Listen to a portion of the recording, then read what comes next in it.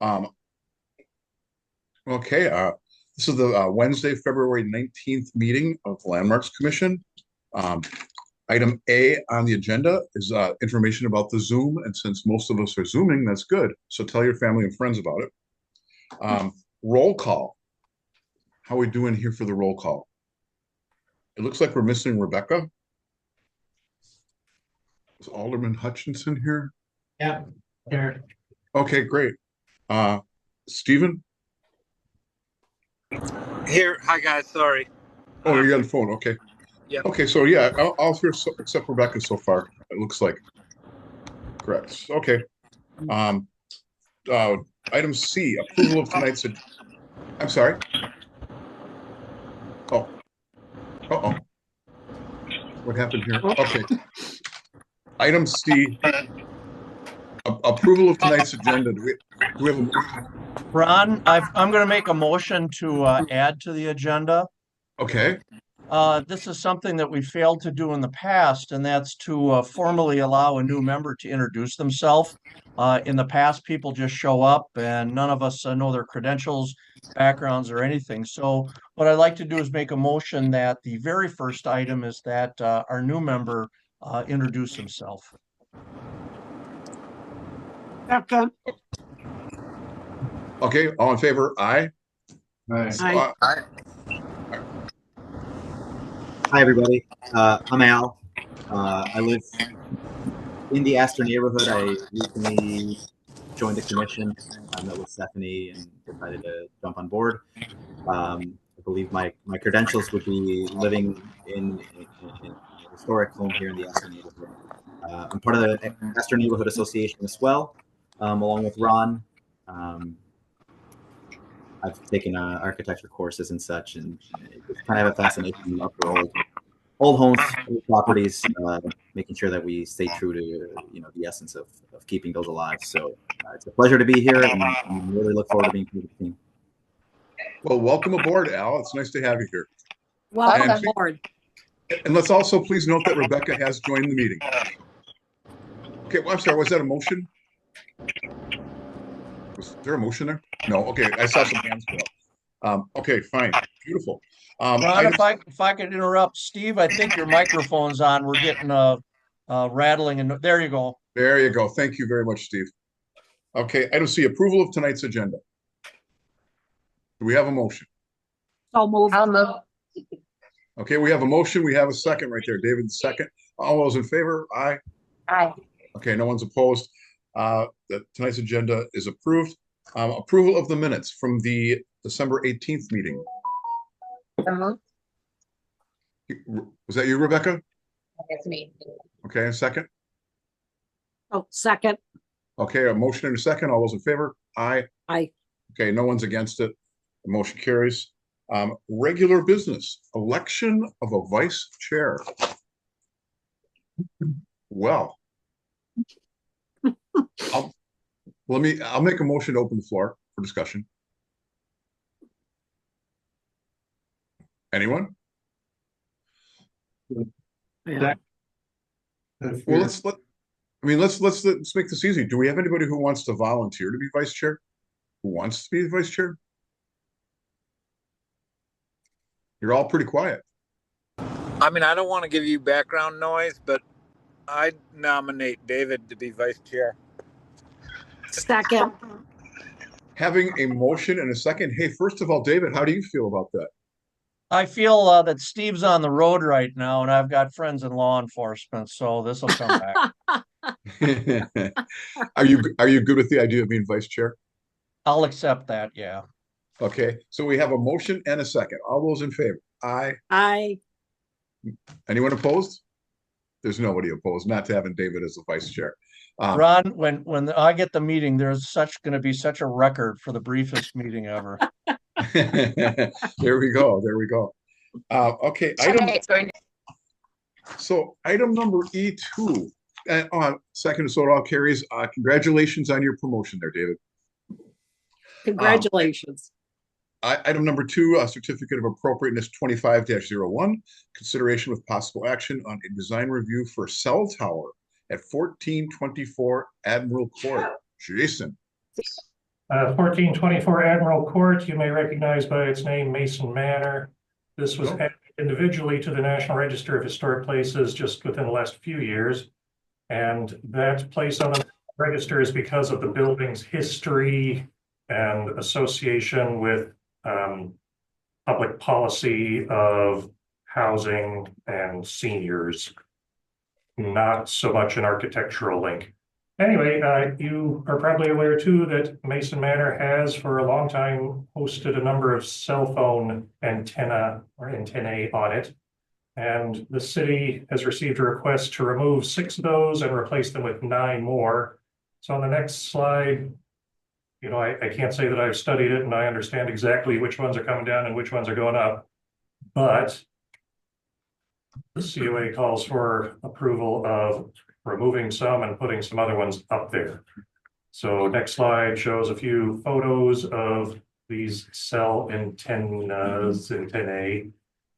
And as best I can tell from the drawings, it'll be very similar to what we see today, just different.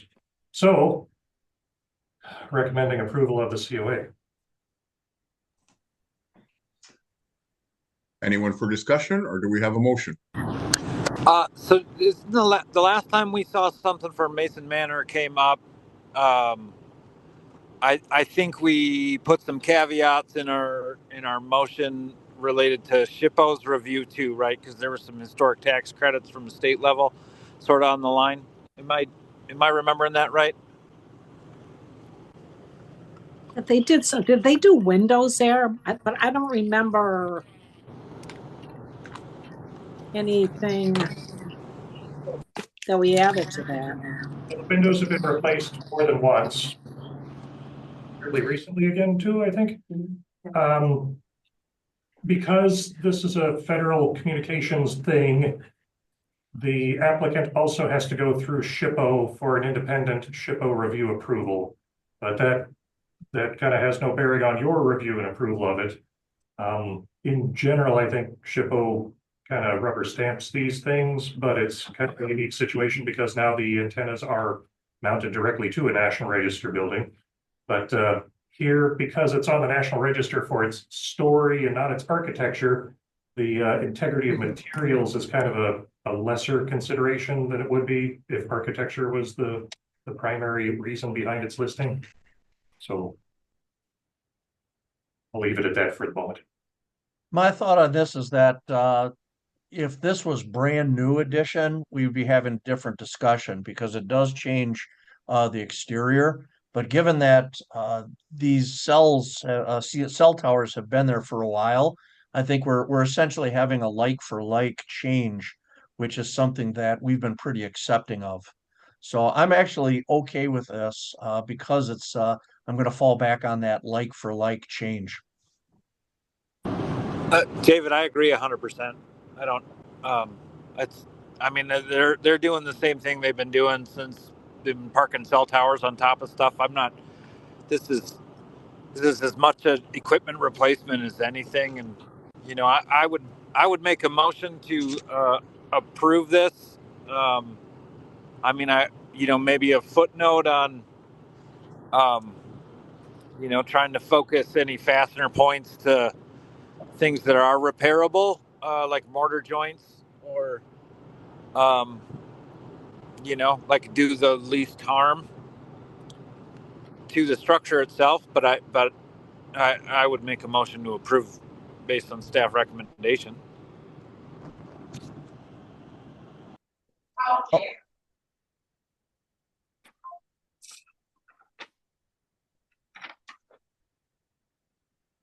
I'm in agreement with that. I'll second it.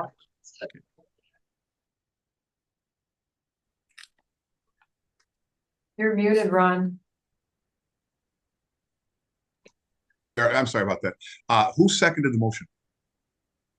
David Oh. Siegel? Okay. So having a motion and a second, all those in favor say aye. Aye. Aye. Aye. Is anyone opposed? Okay, that motion carries.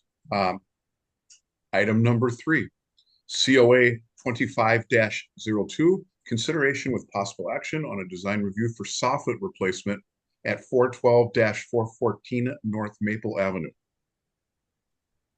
412-414 North Maple Avenue is on the local register of historic places. It is not on the National Register of Historic Places. It's believed to be eligible for listing in the National Register of Historic Places, but primarily because of its ability to yield information pertaining to yield Fort Howard days. This is one of the original or old Fort Howard, the Fort Howard buildings that was relocated shortly after the Civil War and adapted for use as a multi-unit living complex. This COA addresses the eve returns on the back of the house. I've got one of them circled in yellow on Yield Google Street View. So that little bit of eve return has some material that has outlived its useful life. And the applicant proposes to replace this material with modern metal soffit material, which is currently in place elsewhere on the building. So if we look at, it's kind of surprised me what the next slide is. Okay, so here's some views of those two eve returns on the back side of the building. So not street side, but backside. And one of them has some beadboard wooden elements that you see here, and an alien fungus that will soon be our overlord, or foam. It's probably foam. Yeah, it's not the overlord yet. On the previous slide, there was a view of the other eve return in the bottom two views. And as we look at these, if you look elsewhere in the soffits, you see a modern metal soffit material. So that view at the center top, a little bit up from there and to the left, you see the perforated holes next to the not so perforated ones. That's basically the material that's being proposed to replace the stuff that's not salvageable. I forget if we have any other views, but the recommendation here is to approve.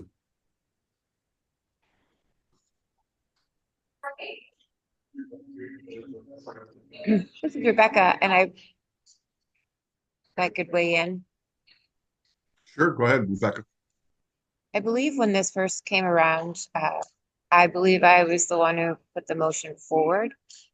And I would just like to say that I feel like I would agree with staff that this is, again, sort of replacing similar materials. And the usefulness of the property in terms of the historic aspect isn't based so much on the exterior as more towards information and things that are less directly visible. So I would make a motion to approve. Actually, I'd like to discuss an aspect of this that Yeah, go ahead. the aluminum that's being proposed is clearly not historic. And my hope would have been that it would have been historic matching material that would be replacing. The argument's compelling that this stuff is no longer viable for repair, so it needs to be replaced. I'm going to ask a question. Is the applicant online or available?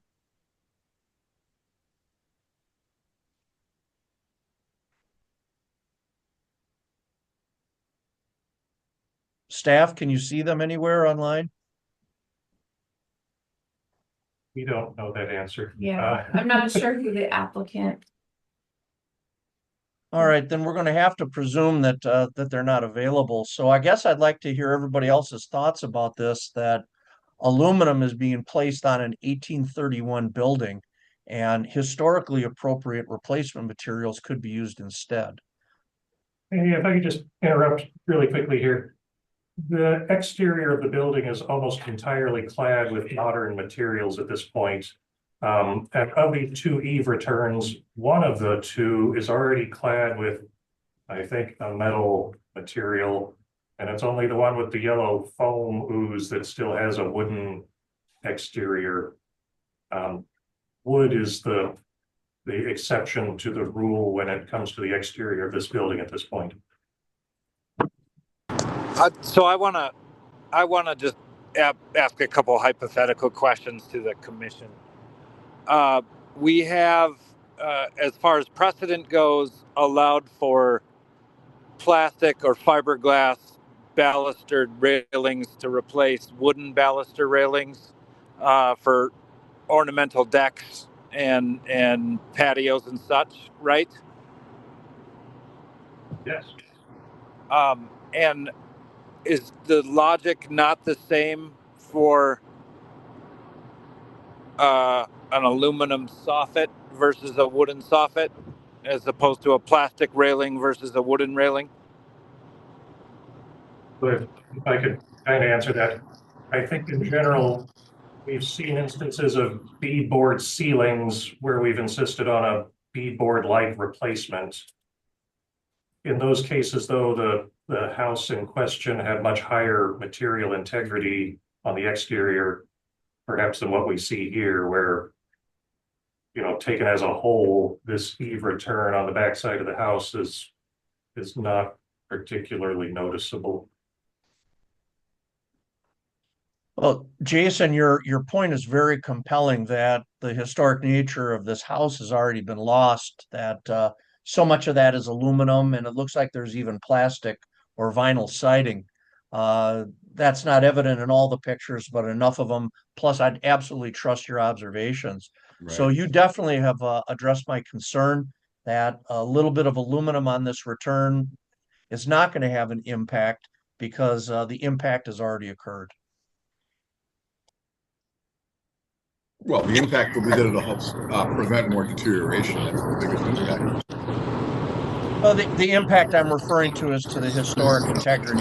No, I understand that, Dave. Right. Yeah, I think the logic is sound. I'm on board. So we have a motion from Rebecca to approve. Is anybody on board to second that, or I'll second that. David will second it? Okay. Having a motion and a second, all those in favor of the changes, say aye. Aye. Aye. David, are you in? Anyone opposed?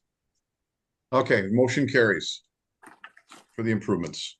Item number, let's see, was that soffit replace? Yeah. Item number 4, COA 25-03, consideration with possible action on a design review for cornice replacement at 235-241 North Broadway. This is the Platten Place building. It's a contributing building in one of the 2 Broadway districts. The COA proposes to replace the cornice material, which currently is not a historic material, but maintains a historic appearance. The proposed replacement material will be a vertical board. I'm not sure exactly what it's made of. It's wood. It's wood? Yeah. Okay. A vertical wood to replace what's currently a vertical board wood. It's painted. The minor difference is that these individual boards will be slightly wider than what is currently there, but from any vantage point on street level, I don't think anybody's going to be any the wiser. And looking at the historic views of the building, I really don't know what was originally there or how far we may have deviated from it already, because frankly, it looks the way it did. It will continue to look the way it did. And I suppose it's just time to replace some of the material that's rotting away. Another aspect of the COA is to paint already painted portions of the exterior, which, as best I can tell, is beyond our scope as a Landmarks Commission.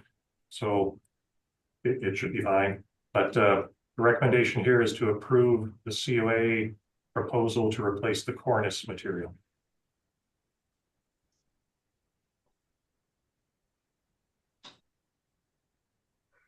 Is there anyone in here representing this building?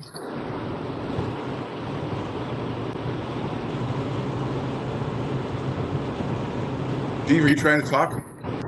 Nope.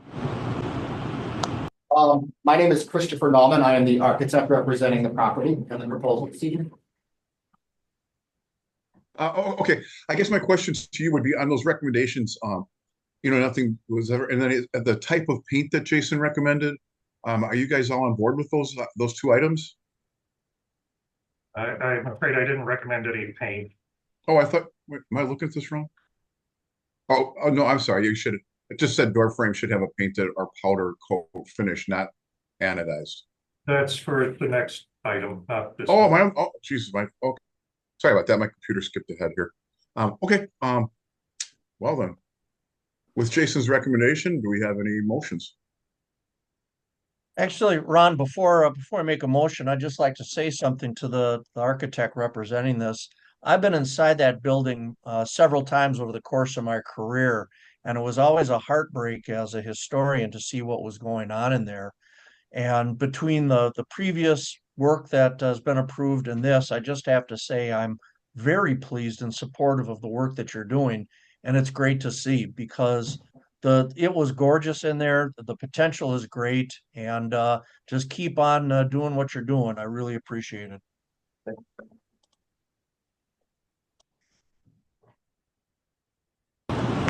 So I mean, if we called the cell towers on Mason Manor a like for like replacement, and this, for all intents and purposes, is a like for like replacement. Any, David, do you see any reason why we wouldn't move to approve this? I mean, I'm inclined to make the motion. I see this as even more like for like than the cell towers. Mhm. I tend to agree. I don't think we necessarily need to open the floor, Chair, but I'd make a motion to approve this. I'll second that. Okay, having a motion and a second, all those in favor, say aye.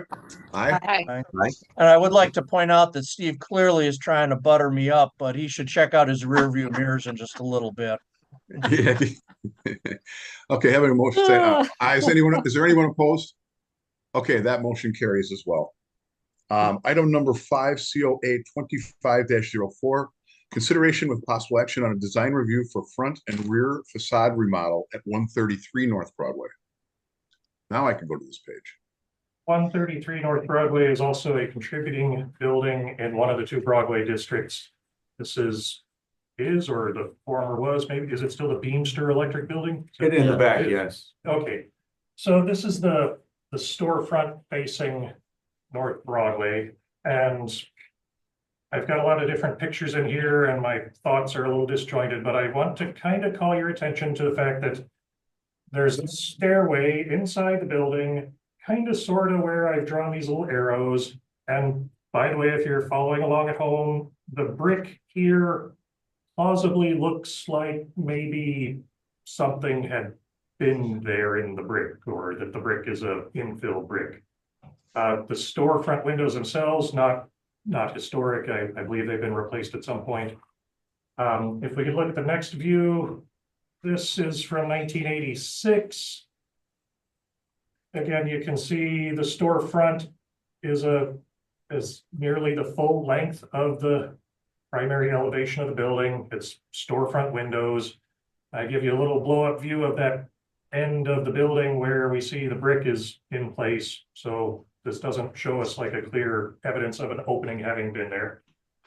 But the proposal calls for inserting a recessed entry vestibule right there in the center of those storefront windows, and creating a new wall that, when you view it from the street, will look like brick, but that's recessed in that vestibule.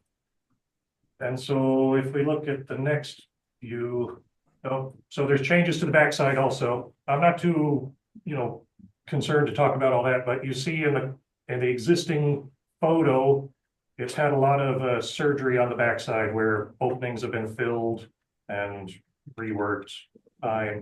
This faces an alleyway, also part of the COA, but I have much less concern there. Returning to the front of the building. Oops, can you back up? No, Oh, sorry. Where am I? Here I am. Okay, we got it. So this is the proposal, and if we look at the top right, that is the proposed change to the primary storefront. And there you see about a 5-foot by 5-foot recessed vestibule that then leads to a door that leads to the stairs going upstairs.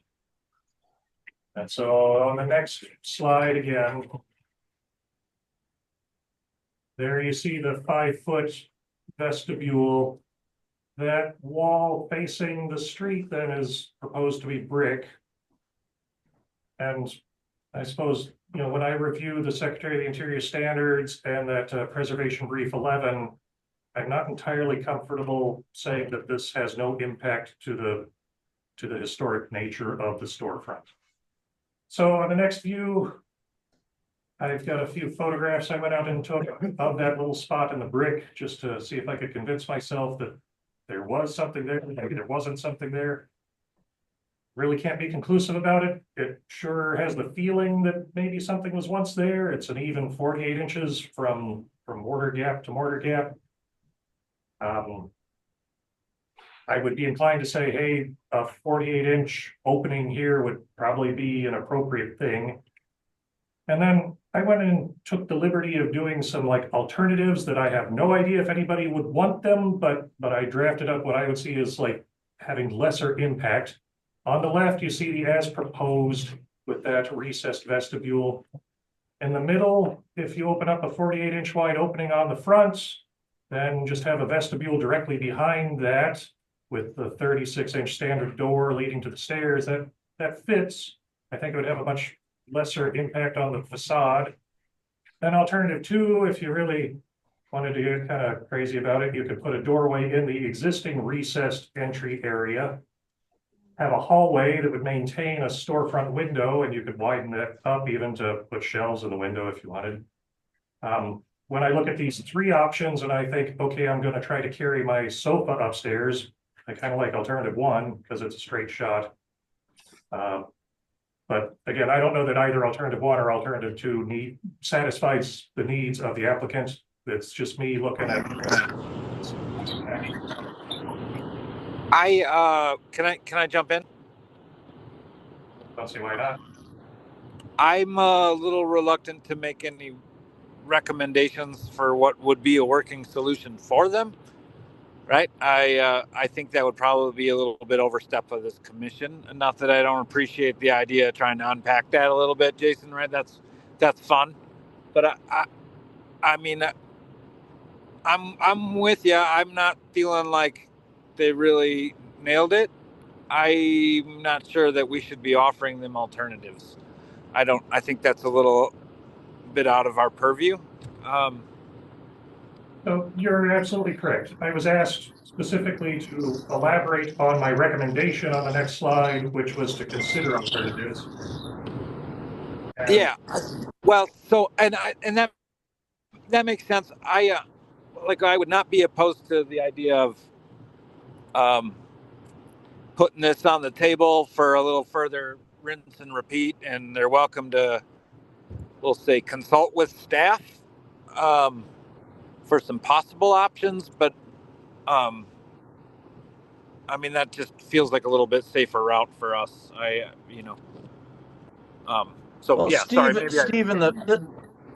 Steve, in the past, when we've either rejected or had issues with proposals, we've provided recommendations of what would work for us. So I'm actually okay with what Jason's presented here, because Okay. if we reject it, we're supporting how they can solve it. Yeah, really helping, showing there are alternatives. Fair. Okay. Okay. I just What's proposed, I'm just kind of looking at it from a strictly the preservation perspective, that perhaps an alternative would have less of an impact on the storefront appearance. No, and I mean, like, I all that's awesome, and if we've got some precedent supporting that path, that's all good. I just, I'm thinking like it's probably an egress stair, and I'm not sure that we want to tell them something works without knowing the full picture of the problems this door could be solving, right? So are we exposing ourselves to some risk by offering a solution that we don't know is a solution, and then we're in a position where they said, well, the Landmarks Commission said I could do this. So I mean, I hear you guys. I mean, if you want, it would be unreasonable for us to say, no, that doesn't work, and not try to help, right? My mom taught me, you don't present a problem, you send a problem and a solution. Like, I get that. I'm a little gun shy when it comes to egress and the building code and making sure people can still exit a building safely and per You following me here? I would agree with you, Steve, but egress rules for, say, emergency exit would trump anything that we would have to say here, similar to American Disabilities Act issues. Yep. That's much stronger law than our ordinance. Fair enough. Yeah. So I mean, if we want to say, hey, here's some staff recommendations, but I mean, a couple caveats that help me sleep better at night about, they've still got to meet all the intent of all the other codes that they're supposed to. I would like to open up the discussion about changing the historical integrity of that brick. Jason's image of the close-up at the bottom is not compelling, and in Google Street View, I looked up at the top, and there's no change as well. I'm thinking that this would be a substantial change to the historic integrity of the front. I think that's a legit question, David. I was going to ask also about what are we defining as the period of significance if we've got photos from the 50s or 60s that's showing a brick band on the bottom, right? So the only that I have available is the 1986, which shows a brick band there.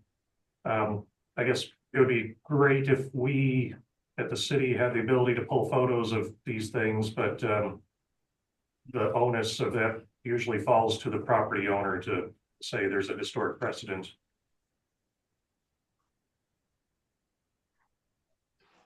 Ron? Boy, I tell you, I kind of like agree with what David had to say. I mean, and it seems to me like it's well, I don't know. I'm kind of lost in this one because I don't know exactly what they're trying to do behind that wall and the reason why they're trying to make the change to begin with. Hey, Ron, could I maybe comment on that? Yeah. Just a little background on this because we've been working with the contractor and the property owner on this. I mean, essentially what we're trying to do is get apartments upstairs, right? You have a second floor that is really not functional right now. And the only way to get access to that second floor is going to be through the back. And then, of course, you run into those ingress-egress issues.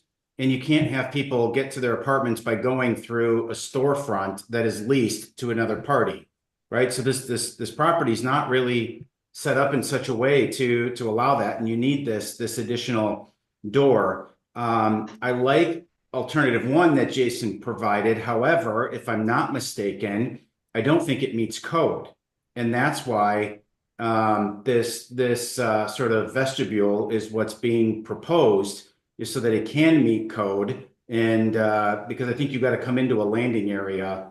I believe that was the dilemma, though. Those who are designing it might have a little bit more knowledge, but I will say that I think they're more than open to suggestions that make it better, but to not allow sort of the door to go in. I mean, essentially we're saying that we're content with just leaving the second floor mothballed. And I don't think that should ever be an objective. And so I'm hopeful that we can find the right solution or compromise here that honors the integrity of the property, which I do know that they're trying really hard to respect, but still recognizing that there are code issues that need to be met in order for us to activate that second floor. Okay, go ahead, Jason. We have the option of using the International Building Code chapter on historic buildings, which might, I'm not intimately familiar with it, but that might provide a way to bypass a code that's driving us to a 5-foot square vestibule in the center of the storefront windows. Jason, can I ask about that? Doesn't the structure need to be on the National Register to invoke Chapter 12, or do you get it by having a historic district? It is on the National Register as a contributing building in a National Register district. Okay.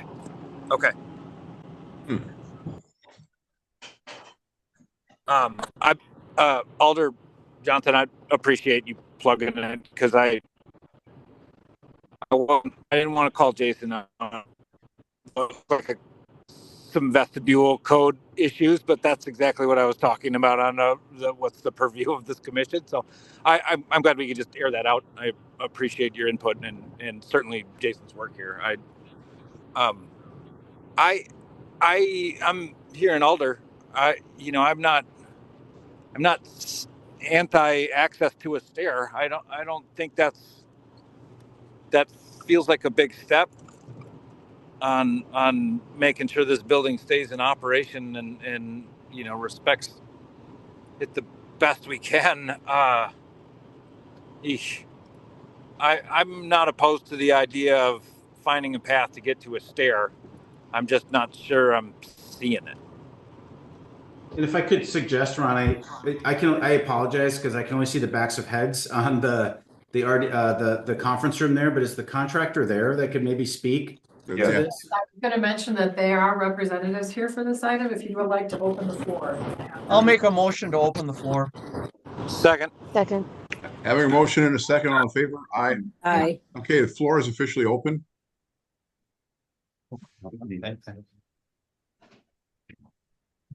Okay, I'm Travis Zimmerman with Alliance Construction, Martha Snyder with Alliance Construction Design. So the what we propose, if you want to go back to that, is an egress issue. I shouldn't say issue, it's what we have to do to meet the egress. And there's a couple of things going on with that, in that there's a slight grade change. And so part of going from the sidewalk to the finished floor level of the building, we'll have to have a slight slope to the, in that alcove. Which works out with ADA allowances and how our door can swing into that. However, to have that in the other spot, Option one. and like in option one, if we were to explore that scenario, I lose my push pull requirements for my distance from the door strike to the wall. Coming down, my landing distance becomes too small at the bottom of that stair. And then as I get into the alcove space to the street, I'm forced to deal with a grade change that is technically infeasible to meet in that particular scenario. So is your position that alternative number one is would not be permitted by code? Correct.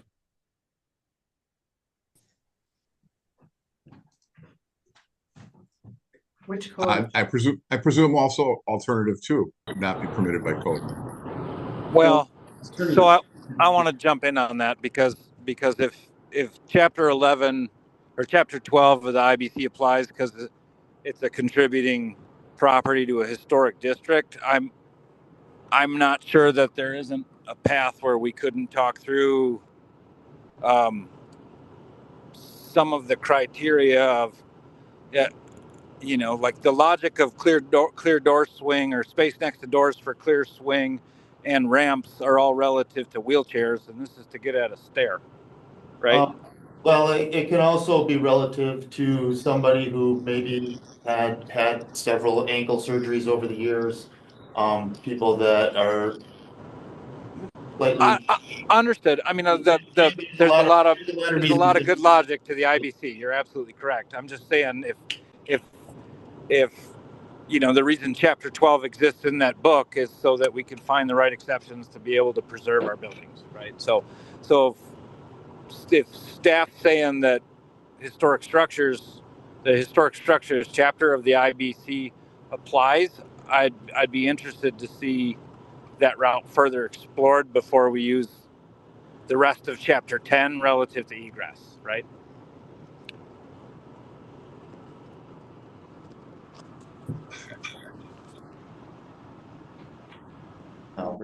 Hey, Steve, I was trying to follow what you had to say. Could you translate that into English? I'm sorry. Yes. So chapter 10 of the building code is what's going to be driving a lot of the criteria that the applicant is talking about. And that building code is to make our buildings more inclusive, right? It's good. That said, if there's a chapter specifically in the building code that relates to historic structures, and if Jason's point about chapter 12 being able to be applied to this building, the Department of Safety and Professional Services looks at some of that other criteria a little bit differently, for good reason, right? There's exceptions in the building code to let historic buildings be historic buildings if it's pursued correctly. Does that make more sense? This is when I miss Paul, because he could unarchitect my words better. That is clear. I'd like to hear from the architect who spoke before. Thoughts on this?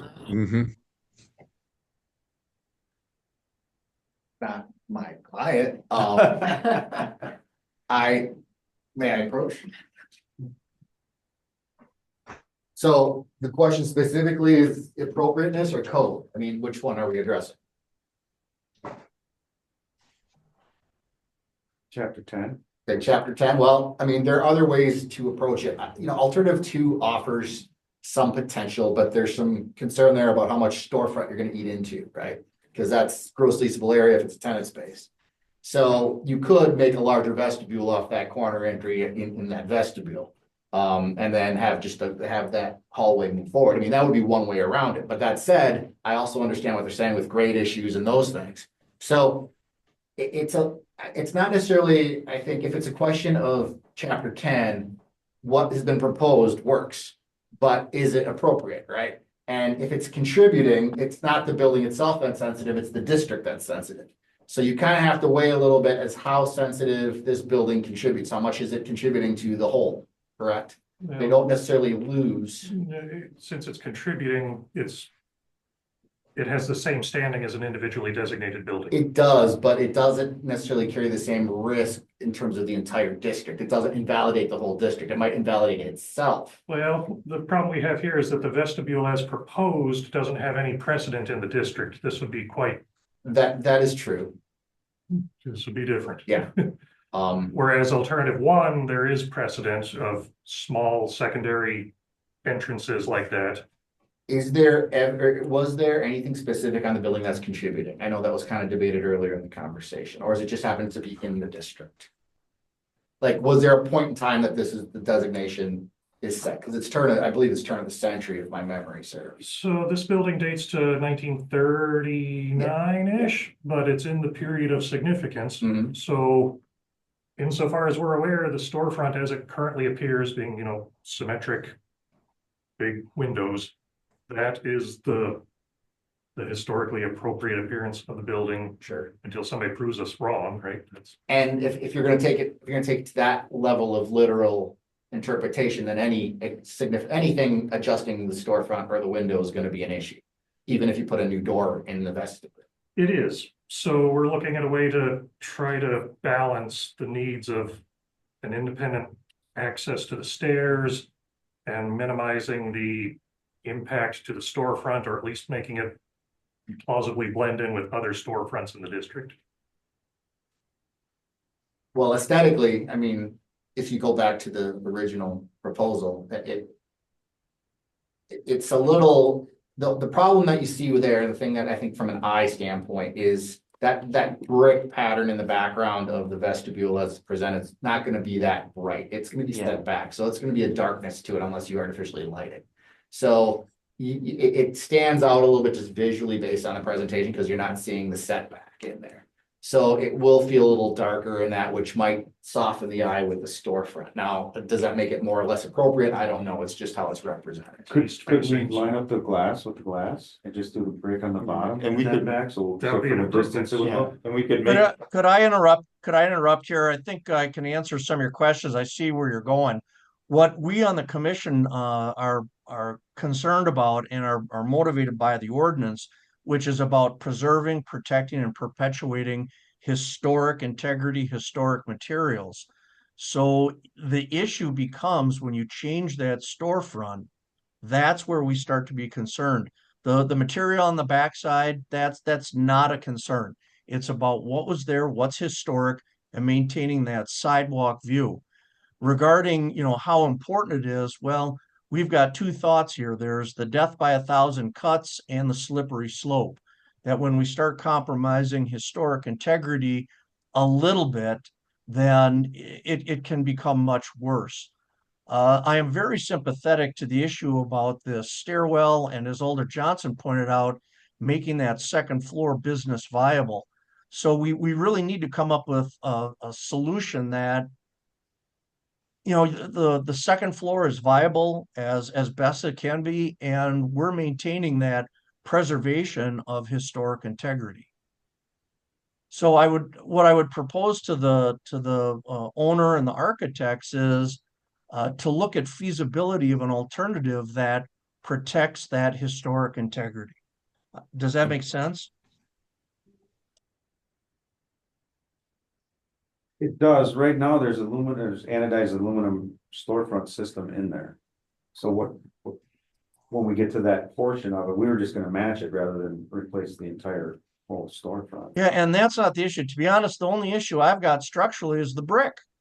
Because if that's brick from 1939, that comes up against our motivation to preserve, or the ordinance law, which is to preserve. And that's why when Jason was talking about the historic nature of that brick and the possibility there's a door there, that was probably, in my opinion, the most important part of that we have to consider. Because if you're putting a door in that was a door there in 1939, absolutely, I would concur with that. I would support that. But we need to establish what was historic, what was not.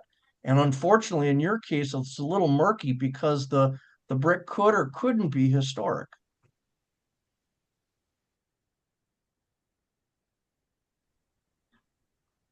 I mean, I concur with that, David. I think, that's a good point.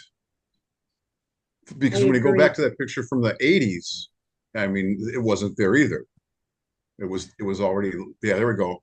So it was already looking like that. And was that, Jason, 1980 what? 6, I think, but Okay. I can't guarantee that this is representative of 1939. But my big takeaway is that the integrity of the design seems to suggest that a large storefront window, kind of symmetric appearance to this facade, this is where the integrity of the design is historically. So if we're going to be, interrupting this symmetry, it should be done in a careful manner to minimize the visual impact. Thank you There for are that. other storefronts that when you look at them, have that door on the side where there was access to the upper. And I think when we all look at that and we see the design that was presented, that throws us off. The brick is, whether it's darker or not, it's gonna be brick there, and it breaks up that window in an odd way. I mean, I think, I don't know, as far as the way that I look at it is that we need to figure out a way to get that door in the front, because we need to be able to make that second floor viable, right? Because the building is, I mean, it's gotta, we've had this issue before in the past, right? So I think if there was a way to come up with the redesign of that front door so it wasn't so visually kind of abrupt with that brick there, I feel like you guys would be in support of that, is what I'm hearing. I think so, and I think the answer might be chapter 12 of the International Building Code for buildings, but I'm not. And we can check that out. I mean, we can talk to our building inspectors to say, hey, what would the IBC allow here?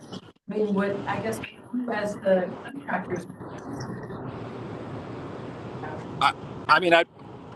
I'm not sure, was that Cheryl? I'm not sure who was talking, but in my mind, it needs to kind of be a storefront solution from like strong column to strong column. And if there was a good storefront solution that solved everybody's problems, I'd be a pretty big support of it.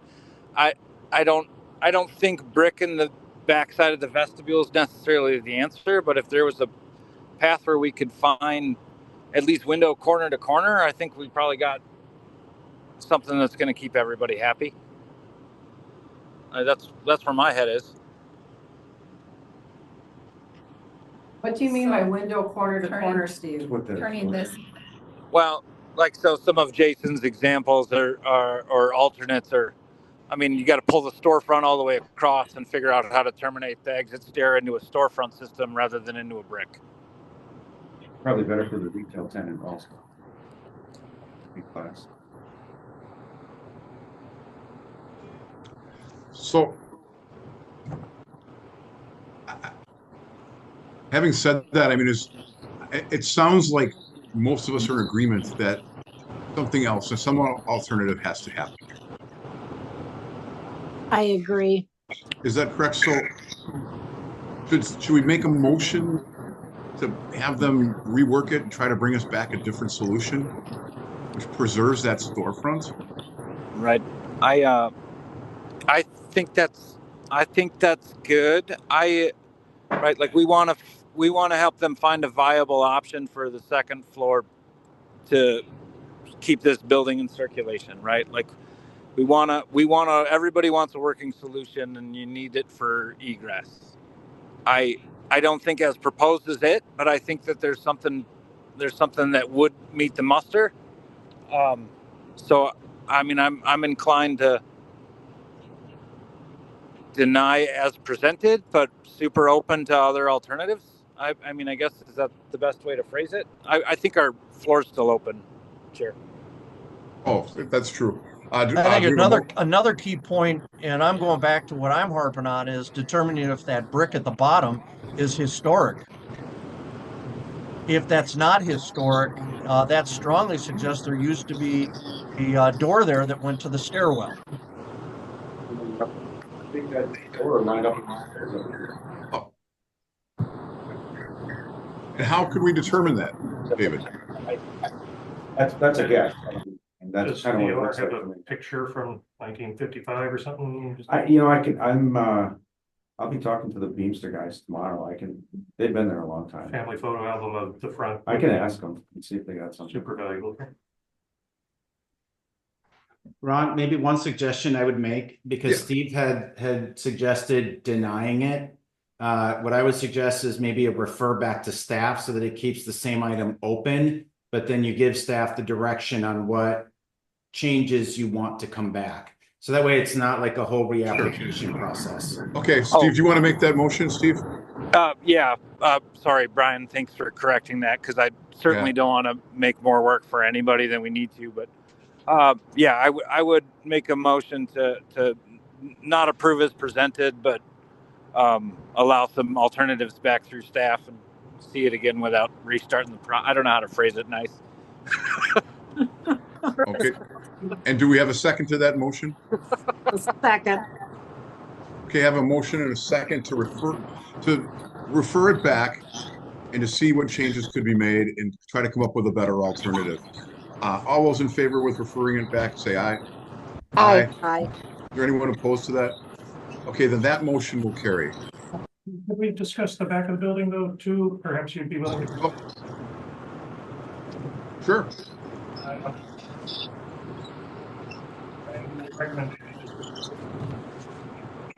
Jason, I'm sorry, are you talking?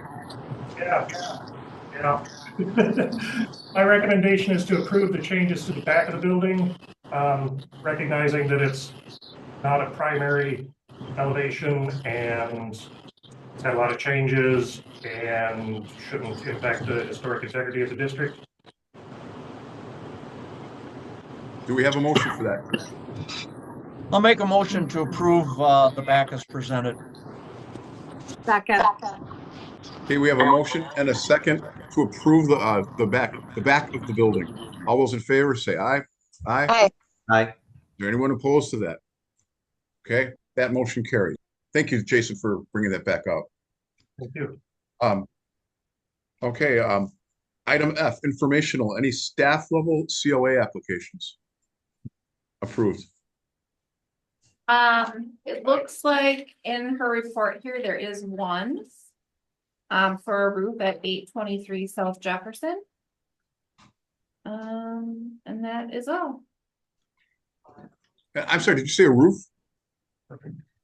That's what it appears to be, yes. Oh, okay, I couldn't hear that.